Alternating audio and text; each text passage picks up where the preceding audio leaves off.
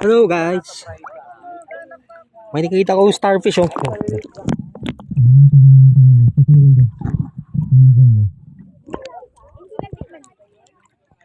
Oops.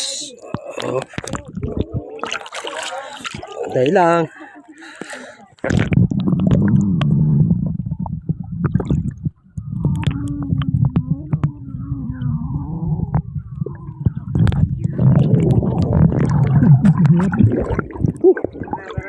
Ay, panghirap.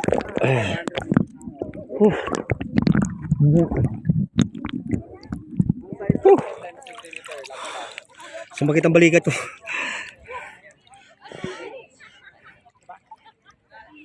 Sayang, nawala.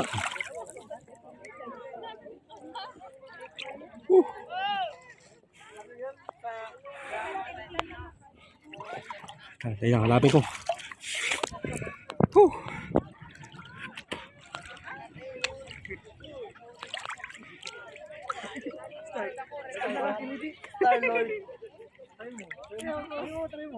Nawala. Nawala, Diyos. Ay, nawala yung isang malaki.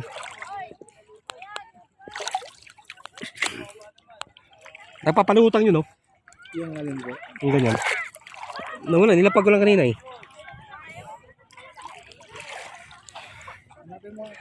Nawala yung ano ko, yung starfish ko.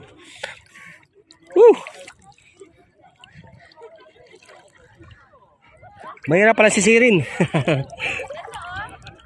Hop, hop. Oh. Ay, ito.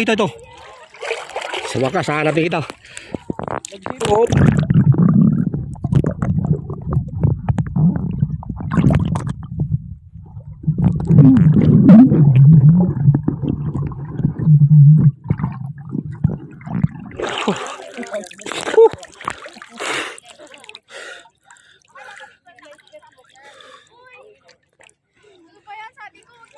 Ayan.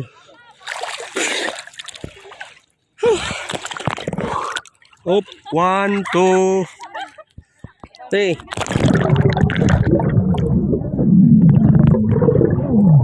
So, sa wakas, nahuli ko din. Ito. Laki.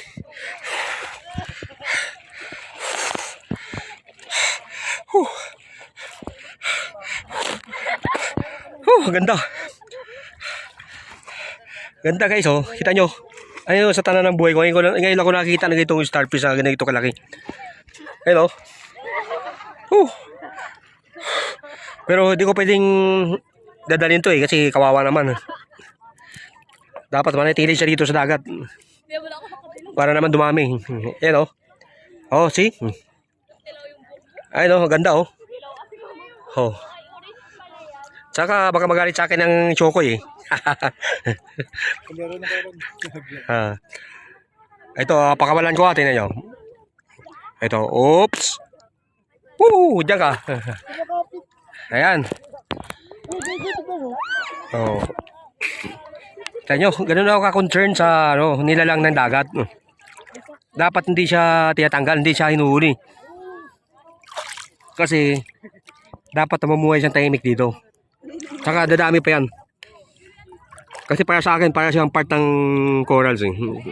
So, dapat dyan ka lang ha. Ayan. Okay.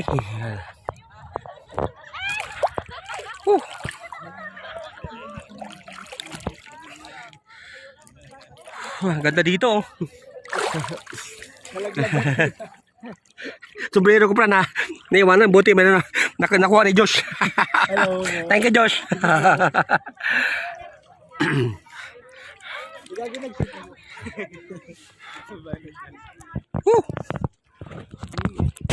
Ayan, dito ako, nakita nyo na ako.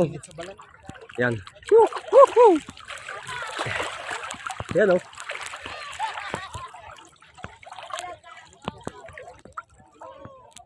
Medyo may kababawan na ang dagat kasi low tide siya, medyo mainit. Okay lang, masarap lumublog.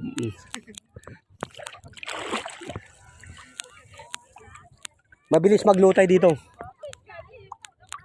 Parang every 2 hours. Baba tapos akit naman yung tataas naman yung level ng dagat. So, siyempre, given na yung mainit.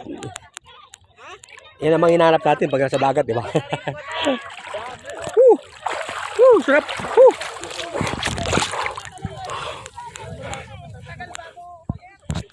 Oh, sisisid ako.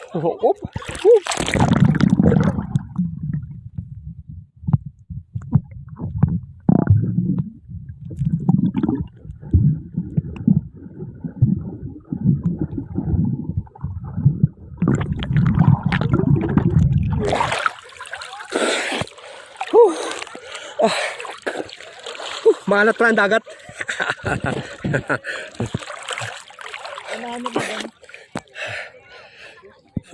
Sarap.